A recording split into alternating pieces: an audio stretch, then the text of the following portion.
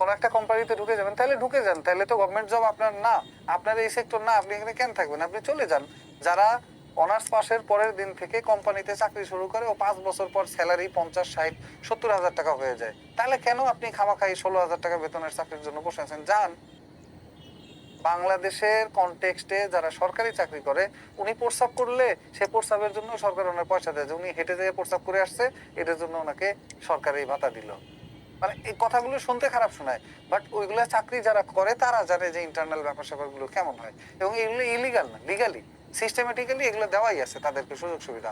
যদি একজন first class officer যখন সে জেলা থেকে আসে, ঢাকায় আসে, তার জেলা থেকে যদি এটা 200 কিলোমিটার হয়, তখন দেখা যায় তাকে যাতায়াত ভাড়াই দিচ্ছে 8,000 থেকে 10,000 টাকা। একজন ফার্স্ট ক্লাস অফিসারকে 10,000 টাকা আপনাকে কে যাতায়াত ভাড়া দিবে?